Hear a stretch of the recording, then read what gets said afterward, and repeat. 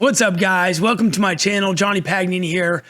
Today I'm going to be talking about or giving tips to first-time investors. I had a friend of mine reach out on Facebook. I did a poll with all my buddies and I just said, hey, what do you guys want to know about real estate? I need to make some YouTube content and I want to know, what questions do you have? So I'm not just making blind videos that maybe nobody wants to watch. And I had somebody reach out and say, hey, what tips or advice would you give to a first-time real estate investor? So I'm going to get into the details on passive and active investing and kind of talk about what that looks like for different types of people who are maybe at different periods of their life and maybe have different bank account balances. So stick around, I'm going to get into it. A couple things real quick. If you are a real estate investor wanting to get into real estate investing, I have a free training for you. That's the second link in the description below. I also have a free Facebook group I'd love to invite you to. It's going to be the first link in the description. I'd love to see you in there.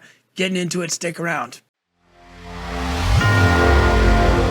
Okay, so the first thing that you're going to have to decide is what type of investor do you want to be, okay? So there's active investors and there's passive investors. And really the main difference is how much do you want to be involved? So the first thing I want to talk about is passive investing. And these are people who maybe have like some money sitting in the bank or in maybe the stock market or a self-directed IRA account, and they want to put that money to work and they just want it to be in real estate. Maybe they want to diversify a little bit, but they don't want to be involved in all of the transactions, but they want to put it somewhere where they maybe feel like it's secure, right? So I put money into a passive investment that's secured by real estate, by a real property, and it's going to give me a return at a certain level. And really the best type of passive investing is going to be, in my opinion, on like multifamily type properties. And what that means is you're basically pooling your money or you're funding the purchase of a multifamily unit. So maybe you're buying a property for $4 or $5 million and you're coming to the table with a portion of the down payment funds that are needed. Okay, a lot of people will pool their money in a fund, in funds. Investors will pool their money, and then they'll all be partners in a deal that is creating cash flow. And the great thing about the multifamily space, and I want you to think about like the Grant Cardones of this world, okay, because that's what Grant Cardone does. He pools all the money and then he goes and he buys all these really great properties where he can maybe add some money into them over time or reinvest some money into the property by adding value to it and then selling it down the road, either cashing out the investors who helped him buy it or, selling it entirely. And the reason this is a really great place to be a passive investor is because when you buy a multifamily property, you're buying a business. I want you to imagine if you have a property that's got 100 doors, so 100 unit apartment complex, you have 100 people that are paying rent every single month. And if you have one person or two people who are maybe, they've maybe moved out and you got to, fix those units because they've moved out, and you have a month where you're not necessarily rehabbing the property, but you're, cleaning the carpets and painting the walls, then you still have 98 people that are still paying rent. So when you buy a multifamily type property, you're buying a business that has kind of this proven income. You can look at all of the expenses. The gardener costs this much, the trash costs this much, the gas, all the different expenses that are related, the property management, whatever that looks like. But what those costs are, like kind of these fixed fees. And what's really cool about investing in multifamily is a lot of times what you can do is you can bucket money for future repairs. So you have this bucket. We have a problem with the roof. Okay, well, you can pull from this bucket and we can fix that problem. We've got a problem with a flood over on, that would be covered by insurance, but maybe we need to replace AC units. Okay, well, we've got a bucket for that. And so that's what's really great about buying the multifamily properties. It's really like buying a business that's cash flowing. So you can evaluate the numbers and then see if it's right and see if the numbers are right. And so your money is a little bit more secure when you're doing that, in my opinion, okay? And it's not financial advice. I'm just telling you the way I look at these types of things. So that's what's really awesome about that.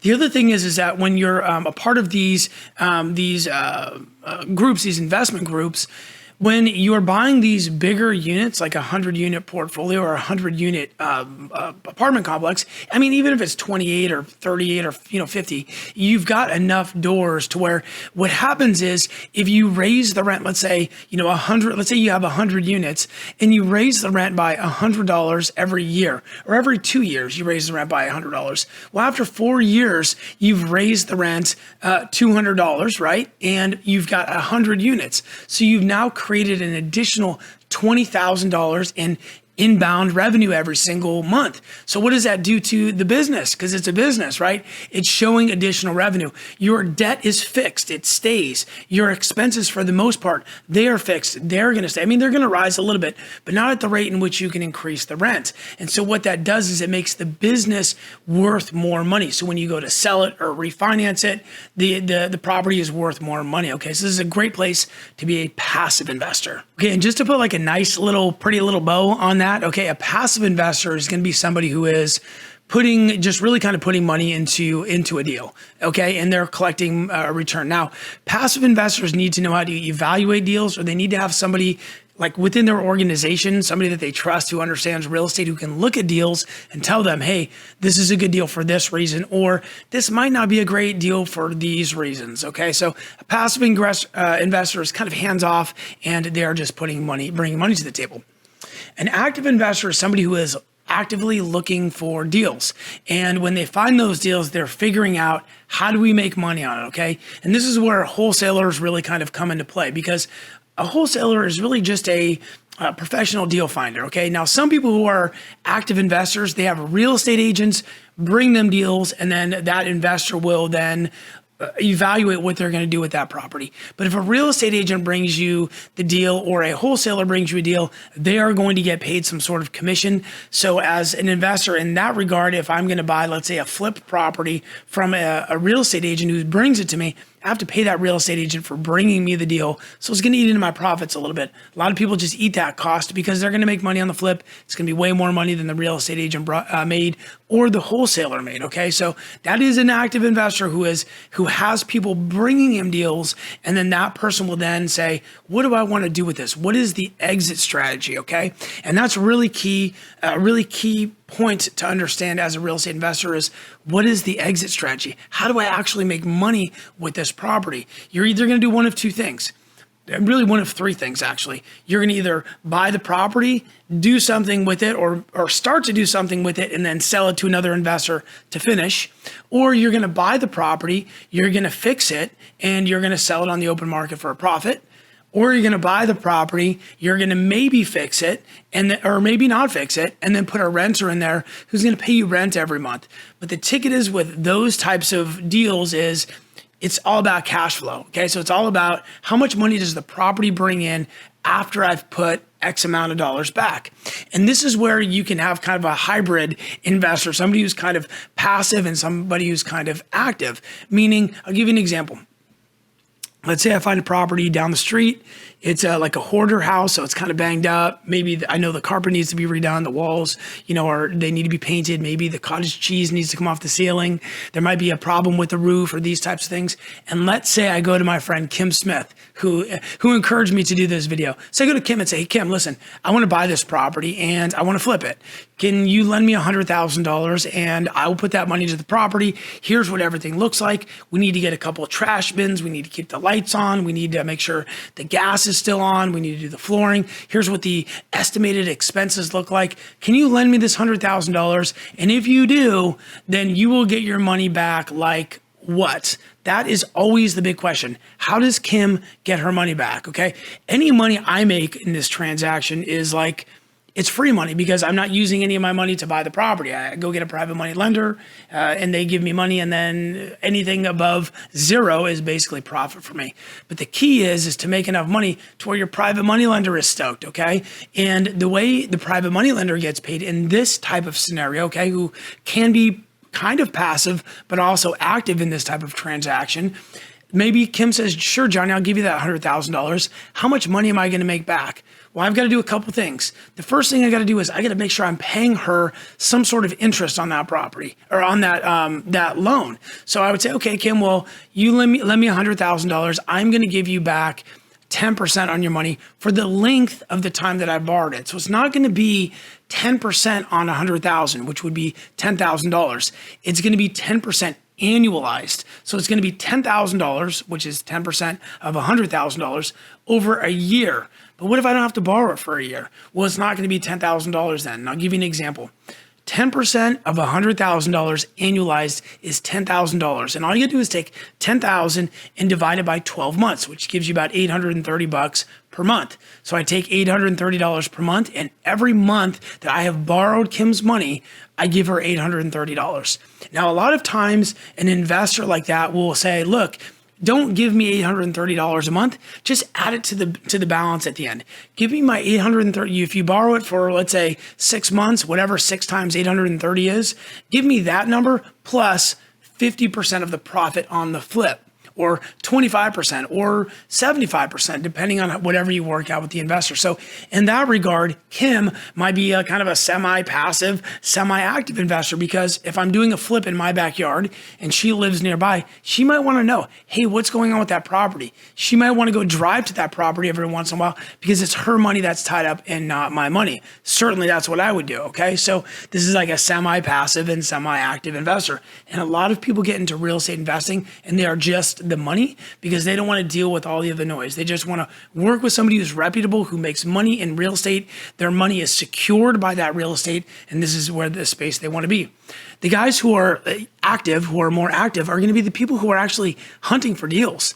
They're knocking on doors, they're making phone calls, they're looking for these properties that are maybe at a discount or maybe that need to be sold, and you can do some sort of value add to them. Meaning, if I come into your house and it is a 10 out of 10 and I can't add any, the carpet's new, the walls are painted, the kitchen's new, there's no reason you're going to sell this property to me at a discount. That's why when you watch all the shows on like HGTV and all these things, you see these guys flipping these properties. They're not buying properties that are in great shape. They're buying beat up properties. Why? Because when you buy a beat up property, you're going to get it cheap. You have to get it cheap because anybody who buys that is going to need to add money to it. They're going to need to put money into it. And the only people who usually put money into those type of properties are real estate investors. And you might say, well, what about a first-time home buyer? Why wouldn't they buy the property and then put that money into it and live into it? A lot of first-time home buyers, they can't qualify for that. They can't qualify to go buy these types of properties. There are loans in which you can do that, but they're complicated, okay? And generally speaking, a property that's going to be flipped or that needs significant, what we call value add, right? If there's no flooring, if the bathrooms are beat up, if the kitchens are banged up or there's no running water, the banks aren't going to lend on those, okay? You can't get an FHA or conventional type of loan on those properties. Definitely can't get a VA loan. They're super strict, and also an FHA loan, super strict on the appraisal side of things. Because with appraisals, they are appraising the value of the property, but they also do it's kind of like an inspection on the property. And anything that needs to be repaired, they report that to the lender and say look, this property has a exposed electrical. Hey, this property has a kitchen that's unfinished. And when the bank sees that, they say, awesome, we'll lend you the money if you want to buy this house, but you need to fix this first. And so that's why it makes it a little bit complicated for somebody who wants to buy a property like this and then live in it, which means generally speaking, these properties are only getting, offers from investors who are going to come in with hard money. And the cost of that money is really expensive because it's risky. It's a risky loan for banks to lend on, or private money to lend on, really. So these are the two different types of investing. There's these passive who are just putting money in. They're the active investors who are looking for deals, and their value is finding the deals, okay? Because remember, there's a lot of people who have money in the stock market and savings, and they want to invest in real estate. There's more of those people than there are deals. Right. So everybody brings their own value to the table when you're talking about passive and active investors. So how do you get started? Well, passive investor, you need to work with somebody who's been in the business, who is doing the type of in real estate investing that you want to be involved in. So if you want to fund flips, this is a kind of an easy way to get in the game because there's a lot of people doing it. If you want to just invest money into a fund that's buying multifamilies and that's cash flowing and it's with a reputable person person, then you can, like Grant Cardone, Tarek Musa, these guys, they all have funds. You can just kind of put money with them. And, into very specific properties. It's highly regulated. So, you're definitely protected there, but there's always risk. If you want to get into the active side of investing, looking for deals, how would I flip this property? How would I do these things? The only way to get into that is to buy into a mentorship.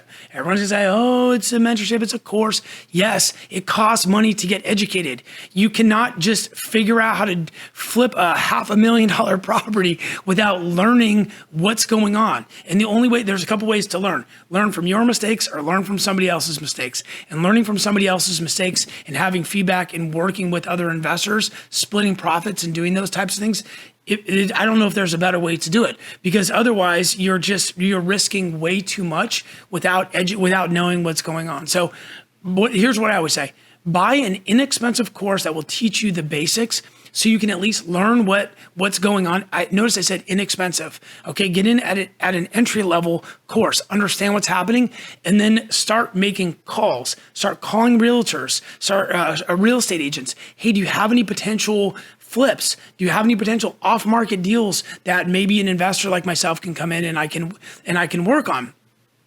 And what that's going to do is it's going to teach you if you even want to be in the business, okay?